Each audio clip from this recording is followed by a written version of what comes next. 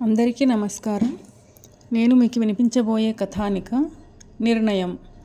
రచయిత గూడూరు గోపాలకృష్ణమూర్తి గారు. ఇక కథలోకి వెళ్తే, మధు బెంగళూరు నుండి ప్రశాంతి ఎక్స్ప్రెస్లో వస్తోంది. దాన్ని రిసీవ్ చేసుకోవడానికి స్టేషన్కు వెళ్ళాను. అసలే ఎండాకాలం, ఉక్కపోతగా ఉంది. వేడిగాలులు వీస్తున్నాయి.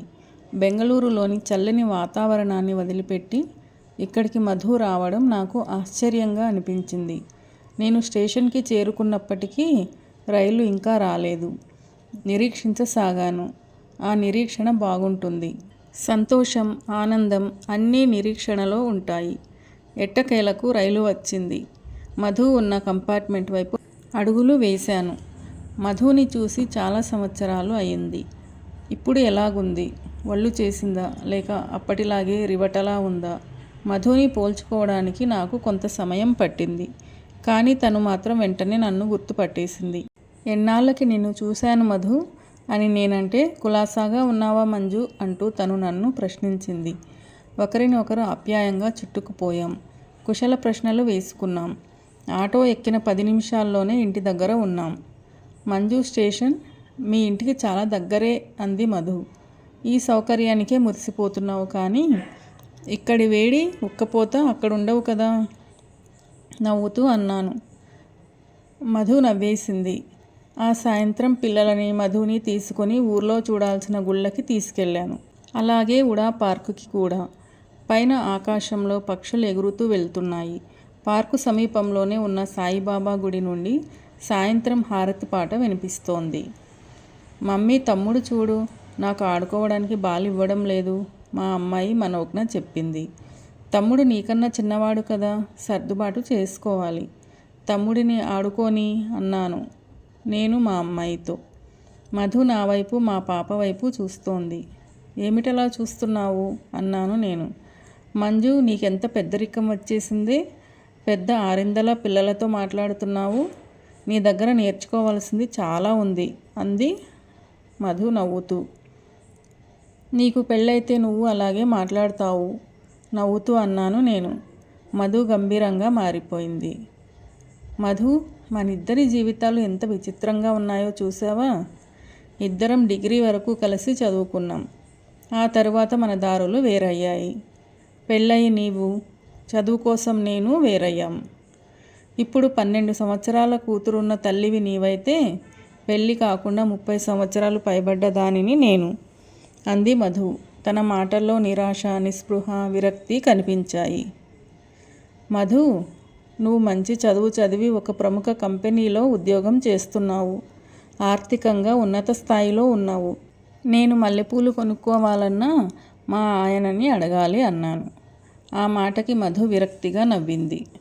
మంజు, నీ అభిప్రాయం సరైంది కాదు. దూరపు కొండలు నునుపు అనే సామెత చెబుతూ ఉంటారు కదా. ఇప్పుడు మన జీవితాలు అంతే. మనం చదువుకునే రోజుల్ని ఒకసారి గుర్తు తెచ్చుకో.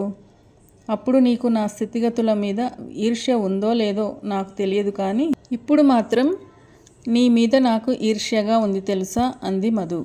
నేను ఆశ్చర్యంగా చూశాను. డబ్బుతో అన్ని సమస్యలు తీరవు. నానమ్మ నాకు పెళ్లి చేయమని డాడీతో తరచూ అనేది. డాడీ మాత్రం మధు చదువుకుంటానని అంటోంది అనేవారు. దానికి నానమ్మ అలా ఆలస్యం చేస్తే అది ముదిరిపోతుంది, అప్పుడెవడూ దాన్ని చేసుకోడు అనేది. ఇప్పుడు నా పరిస్థితి అలాగే అయింది.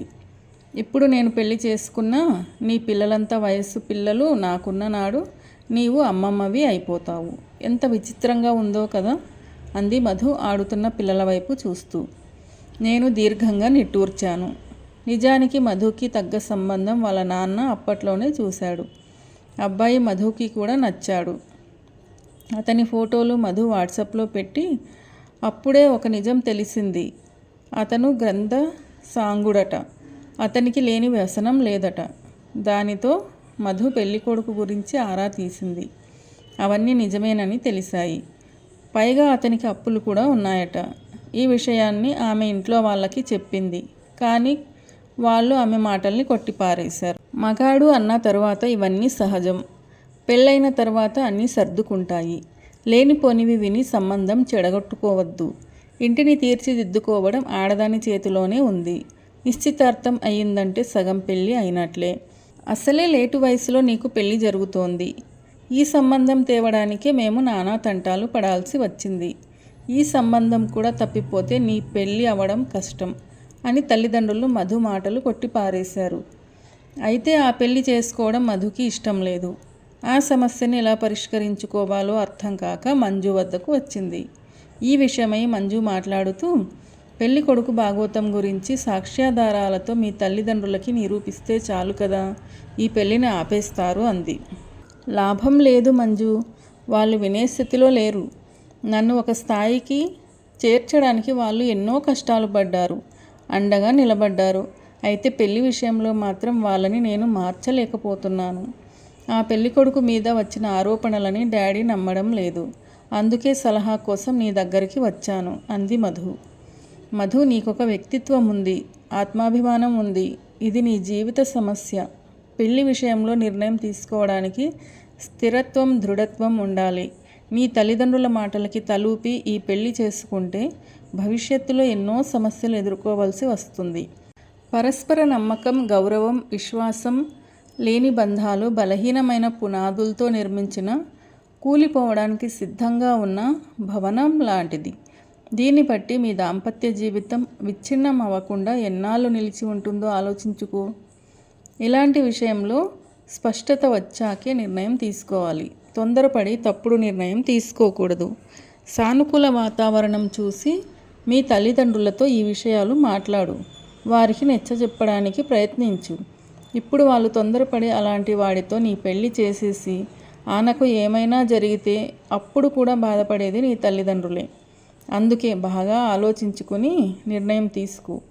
గృహిణిగా తనకున్న అనుభవంతో చెప్పింది మంజు. మంజు, నీకన్నా బాగా చదువుకున్న దాన్ని అయినా నీలా అనుభవంతో మాట్లాడలేకపోయాను. నా వాళ్లతో నా అభిప్రాయాన్ని బలంగా చెప్పలేకపోయాను. నీ మాటల వల్ల నాకు ఏ నిర్ణయం తీసుకోవాలి స్పష్టంగా అర్థమైంది. గృహిణివైన నీ అనుభవం దగ్గర నీకన్నా ఎక్కువ చదువుకున్న నా అనుభవం నిలవలేకపోయింది దృఢంగా అంది మధు. ఇద్దరం వెళ్ళడానికి అన్నట్లు లేచి నిలబడ్డాం. ఇప్పుడు మధులో ఇందాక లేని ఆత్మవిశ్వాసం కనిపిస్తోంది. నిజమే కదా, అనుభవం చాలా గొప్పది. జీవితంలో తీసుకోబోయే గొప్ప నిర్ణయాలకు అనుభవం ఎంతగానో ఉపయోగపడుతుంది. అందుకే అంటుంటారు, ఎక్స్పీరియన్స్ మేక్స్ అస్ పర్ఫెక్ట్ అని. నిజమే కదా. మీకు ఈ కథానిక నచ్చిందా? నచ్చినట్లయితే లైక్ చేయండి, మీ ప్రియమైన వారికి షేర్ చేయండి. అలాగే మన ఛానల్ని సబ్స్క్రైబ్ చేసుకోవడం మర్చిపోకండి. Thank you for watching.